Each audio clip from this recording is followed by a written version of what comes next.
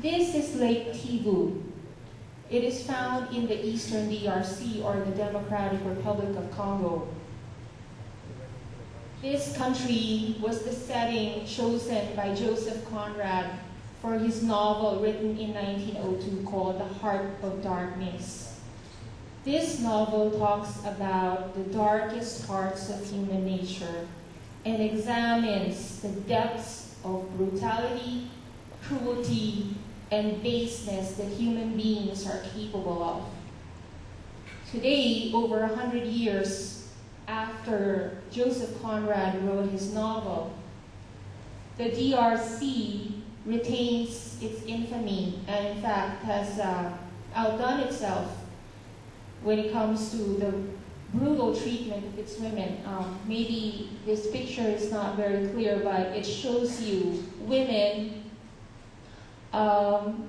you know, when you, I'm talking in Tagalog, it's like lechon, lechon. So aside from raping women, they have regressed to cannibalism. So this is the kind of situation that women in the DRC are faced with.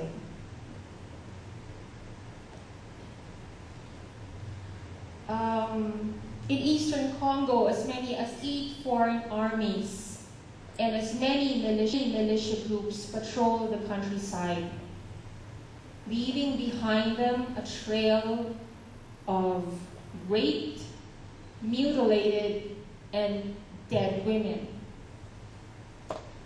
From here, from Puerto, down near the border with Zambia, up to Aru, near with Sudan and Uganda. That is a black hole where no one is safe and no outsider dares to go. Women take a terrible risk just by going to the market or walking out in the fields. 9 months ago, Georgina was gathering firewood in the forest when the soldiers came. When I was on my way to get firewood, I met 3 men. Once I put the wood on my back, they grabbed me. Then they threw me on the ground, and they slept with me. One was going in, another was going out, another was going in. I left that place screaming. Georgina ran back to the camp where she was living with her husband. When I got home, I told my husband. He said he didn't want me anymore. He said, "So many men have slept with you. I cannot sleep with you now." He rejected me. He left me. Many men in Congo find it humiliating to have their wives raped, and they worry about diseases like HIV. So women are often victimized doubly, first by their rapists, and then by husbands who reject them. It's really been women and girls who've paid the price, and there's a direct correlation between ongoing fighting and increased numbers of rape. Rape is being used as a weapon of war in Eastern Congo.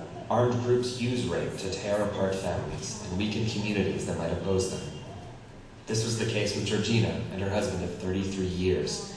Georgina lives alone in her hut. Her husband, Andre, lives in the same displaced persons camp, 200 yards away. We had a home, a beautiful family, food. It was a beautiful life. But when I learned she'd been raped, as a man of honor, I could not stay with her. My friends mocked me. I had to leave her. I thought she'd have a disease. Now when I see her in the camp, I say, "Hello, how are you?" That's all. Georgina's story is far from uncommon in Congo after more than a decade of conflict. Some estimate that hundreds of thousands of women have been raped, and more often than not, they're left to fend for themselves. Justine Masika runs Synergy for Women, an organization that offers counseling, healthcare, and protection for victims and their children. Among the victims are infants, like Gabrielle, who was born of rape. This is our 559th child. Her actual mother was a sex slave for 4 months with an armed group. She eventually escaped, and she was pregnant when she came here. Here, in the back of a hospital in Goma, Justine houses women who suffer from severe mental and physical trauma because of rape. Women spend months or even years here getting treatment. The women here learn skills. They learn to sew. They sell handbags and clothes so they can make a living. And when they're here, they can talk about their problems, which also helps them overcome their trauma. Around the cities and towns of Congo, there are advertisements educating people about sexual violence. This one warns that rapists will face 20 years in prison, but that almost never happens. War has crippled the justice system. Since 2003, we've dealt with 8,000 cases of rape. 280 women have pressed charges. There have been only 68 court rulings so far. Women don't trust the justice system. Justine counsels 15-year-old Zawadi, which is not her real name. Zawadi was raped by her neighbor. After a few weeks, I was told the man who raped me was no longer in prison. The courts are corrupt. I think he gave them money. Now the man is threatening Zawadi and her family. When people know they can get away with murder or rape or theft or whatever the abuse seems to be, then they will do that. And I think because we have seen that rape has become the norm in Eastern Congo, not only do we see armed groups commit rape, we also see increased cases of civilians committing rape. And as the fighting continues, more women like Zawadi and Georgina are vulnerable. Without her husband to help support her, Georgina struggles to make ends meet. She breaks bags and sells beer to other displaced people in the camp. She says she still hopes Andre will change his mind. I always think that maybe if I hadn't gone into the forest that day to get firewood, I wouldn't have these problems.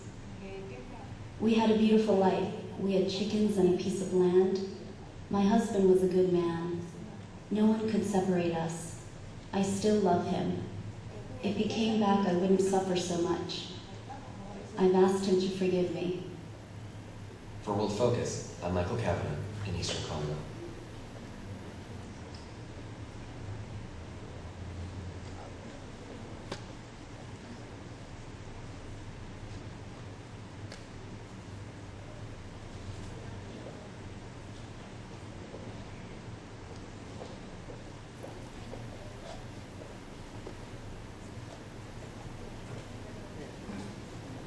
During conflict, women and girls experience violence at the hands of many others besides armed groups. Women are physically or economically forced to become sex workers or to exchange sex for food, shelter, safe passage, or other needs. Their bodies become a part of a barter system, a form of exchange that buys the necessities of life.